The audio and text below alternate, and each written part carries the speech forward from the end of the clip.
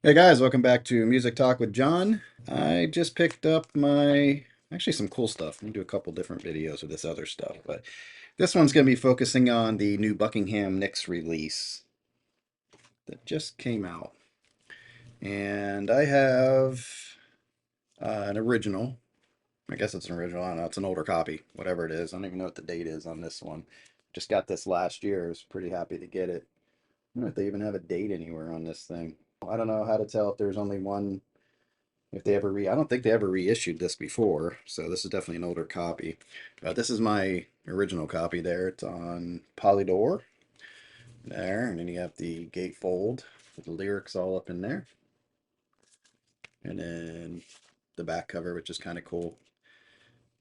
Has that glowy look to it or whatever, that foil look, but it's not really foil. Yeah, I don't see any date on this, but and then I have the original. I think it would be the original sleeve in there. Looks like it's just on a regular old sleeve. And my album itself is in good shape. It's on black vinyl here. So there's my original. Then they just reissued it. And I got a couple different variations of it. This one is the 180 gram cut from original analog master tapes by Kevin Gray and pressed on optimal media. Heavyweight gatefold jacket. Yeah, I guess it feels heavyweight. Includes exclusive insert with liner notes from David Frick and limited edition Rhino Hi Fidelity. So I'm going to trust that this is going to sound good because it's Rhino and I haven't had any problems with Rhino's um, stuff. So I'm going to open this in a minute. The other two that I got are the legendary debut studio albums, Stevie Nicks, Lindsey Buckingham, available for the first time in over 40 years, newly remastered from analog tapes. This one's on baby blue vinyl. So it looks like pretty much the same thing, just baby blue. And this one is, I don't know who did this, but this is on a pink. Yeah, on pink vinyl. So I don't know if where they're getting the pink and the blue from, because that looks kind of green to me. I don't see any pink or blue, so I don't know where they came up with the pink and the blue colors. I don't think there was anything inside here that, no, I don't know. I don't know where they came up with the pink and the blue. Sometimes I wonder with the colors they pick if they just think they're cool. I don't know. Maybe this pink is for Stevie Nicks and the blues for Lindsey Buckingham, the boy and the girl version. I don't know why they picked it. But anyway, I have those. Who did these? Who did this? That's Rhino also. So they're all Rhino. But I guess this is the high fidelity version of it. So this is the one I'm very interested in listening to. And then, just to make sure, I got it on CD also. Legendary debut, Stevie Nicks, available for first time on CD. So available for the first time on CD. Very cool. All right, so I'm going to open this one up real quick, see what it looks like. This one seems like yeah, like I said, it's a high quality, kind of thick cardboard. These seem possibly just a little flimsier. So let's take a look here. Highly anticipated thing here. But just waiting for this thing to be released. I guess they agreed on it somehow. I'm assuming both Lindsey Buckingham and I know he was involved something with some of this process somewhere. I read up on it not too long ago. So we'll just take this off, this little side thingy here, whatever you call it. And very nice. I mean, it's glossy. It feels nice and thick. They did a good job with that thing there. And let's see, does it make a noise when you open it? A little bit, but I'm not going to press it too much. But it looks pretty true to the original. There we go. Let's see what's inside. Yeah, this is a nice thick, reminds me of jazz records. It has a nice thick cardboard that they use. That's cool. Let's pull this out. Okay, it wants to stay. Come on. Okay. All right. Yep. Nice thick 180 gram vinyl. Looks nice and clean. There it is. There's one side. And there's the other side. So it looks good. They did a nice job with the sleeve. It's got coated, poly coated, so it's not just paper. So that's cool. I'll just leave this out because I'm going to give it a spin. And let's see. The other side has the booklet. Oh, pretty cool. All right. Location recording service, lacquer cuts. That's pretty cool looking insert. Then it, like I said, it has the notes. There you go. Some more pictures over here, and in the back side of it. So that's kind of neat. No extra tracks. Doesn't seem like that on this or the CD. I don't think. I don't think it has any bonus tracks or anything like that. So maybe there just wasn't anything left over to include. I don't know. So get this back in here real quick. Trying to be careful with it. It's tight. I'm going to try that later because that is not giving away and I'm not going to force anything. So this is a nice presentation. Looks good. Everything looks good. The sleeve, the record sleeve there is nice. So that's cool. Let's take a look and see what they did with the CD. It looks like it looks like it's a little gatefold. It's a digipack. I'm not real thrilled that they went cheap like that. They could have put it on in a jewel case. I don't know if that's available yet. And it's funny, I was just talking to a friend about this the other day.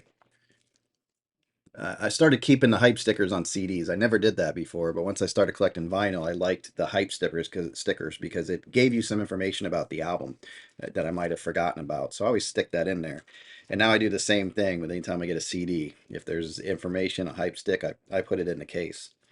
So, and these are kind of cool. This is like having like a little miniature album, little miniature version of the album. I like that series where they do five classic albums or something, and they have 5 albums by the same artist, and they look like little records. I like that. That's kind of cool. That's the only kind of digipack or you know paper cardboard CD that I like. It has that look to it.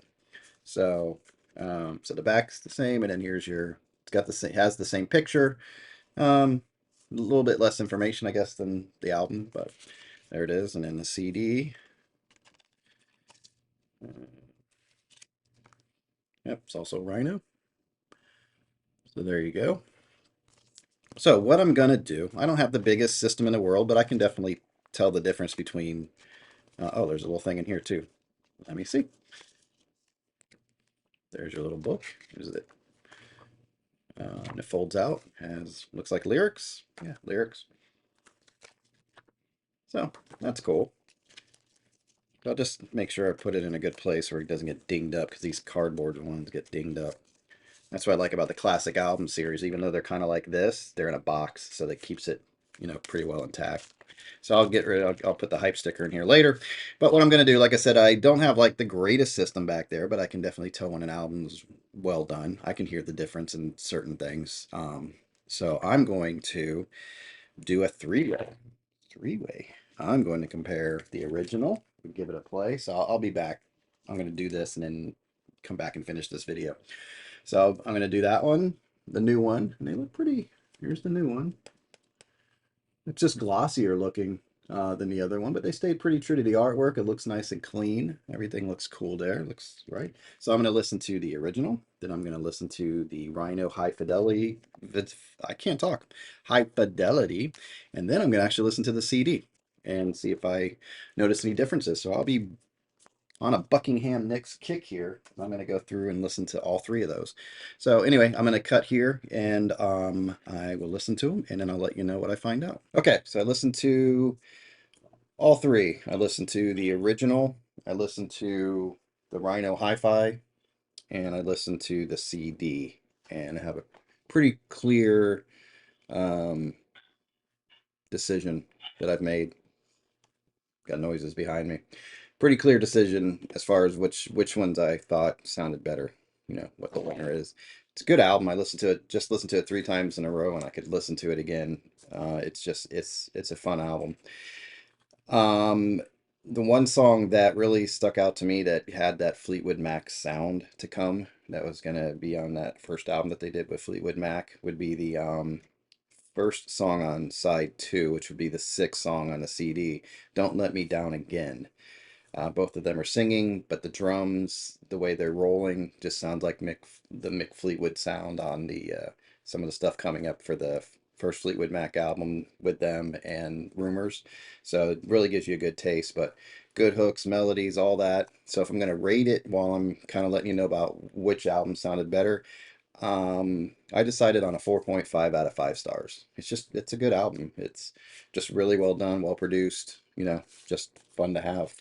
So, as far as the sound quality goes, the one that I'll go from my least favorite to my favorite sound. How about that?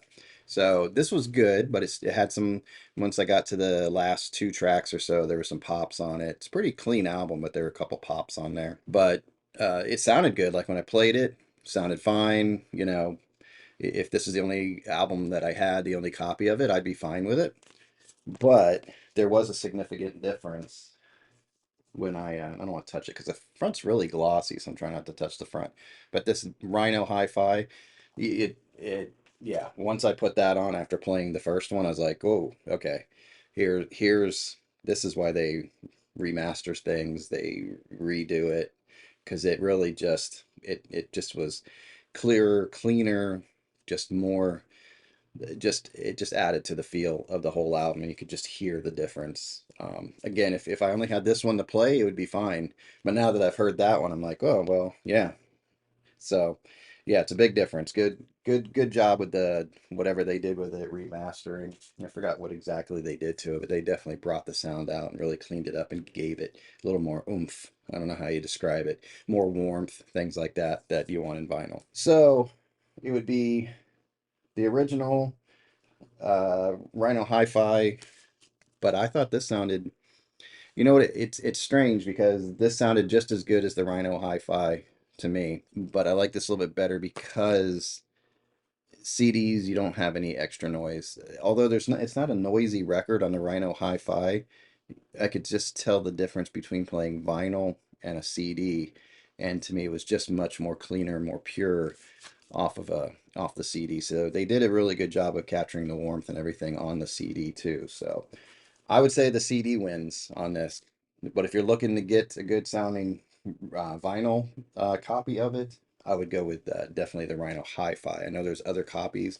I don't know if they're up to the same standard as this one, this Hi-Fi version, because like I said, I have the other two where they're colored vinyl, but I don't know if they're at the same um, quality as the Hi-Fi one.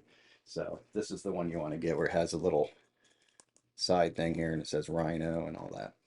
Because yeah, Rhino Hi Fidelity is the back part of it right there. That's the one you want to keep an eye out for and get. So I enjoyed it. Let me know what you guys think if you picked up the new one, if you like this album, whatever. Just let me know. And until next time, hope you guys enjoy your music and you take care out there, all right? Bye.